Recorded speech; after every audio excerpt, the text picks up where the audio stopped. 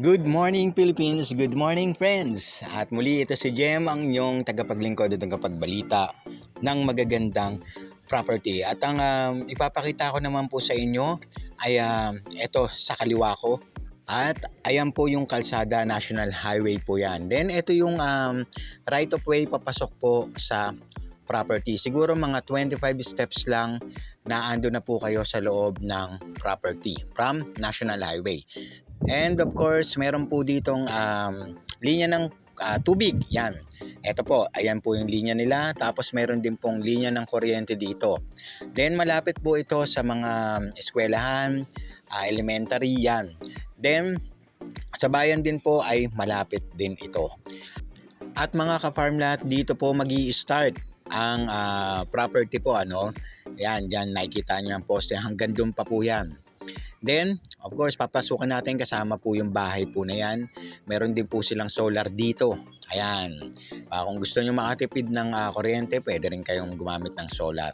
Then, ayun po, ang frontage naman po nito mga ka-farmlat ay nasa 20 meters.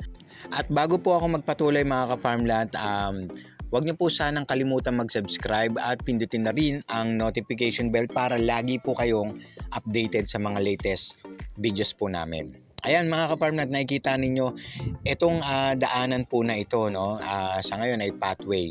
Pero sakop po ito ng property. Nasa sa inyo na po yan kung gusto po ninyong laparan, no? Then yung itsura po ng lupa na ito mga ka-farmlat, ayan, pa-slope siya. Maraming tanim na nyog na pwede po ninyong koprahan. At mga ka-farmlat, maganda rin po kasi magtayo dito ng inyong rest house o kung ano man yung gusto po ninyo. Then may mga tanim pa po dito na katulad ng nyog, kayumito at meron din pong gulay dun po yan sa likod. Kasi yung itsura po ng lupa na ito ay paikot po siya. So tapusin nyo lamang po ang video na ito mga ka-farmlat. Makikita ninyo yung ganda ng farm po na ito. At hindi lang po mga pananim ang mapapakinabangan nyo dito mga ka-farmlat. Meron din po itong kasamang sapa po.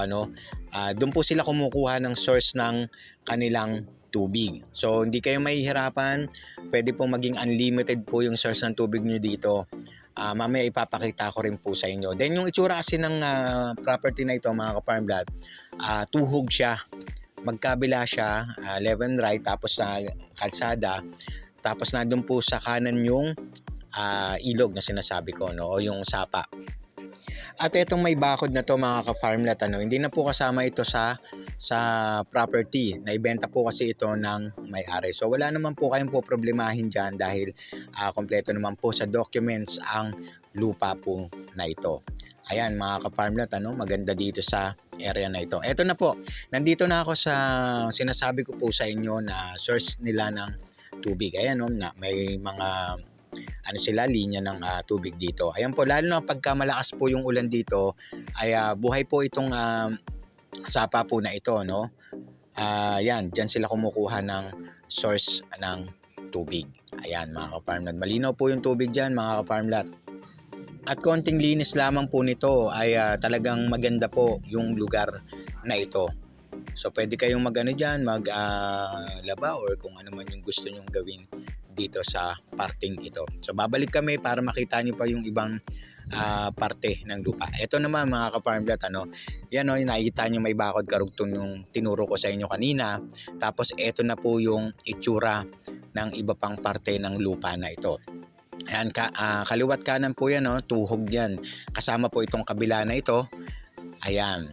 Then pag-usapan na po natin mga ka-farmlat kung ilang ektarya po ito is 15,343 square meters. Yun po, or 1.5 hectares. Then frontage po nito ay nasa 20 meters. Ang right of way ay nasa 4 meters. TCT title po ito mga ka-farmland. So ready to transfer po sa makakabili. Then ang tanim naman po dito nyog, kayumito at iba-ibang mga klase ng gulay. Ayan, hanggang dyan pa po yan mga ka-farmlat, yung property po na yan. So napakaganda dito.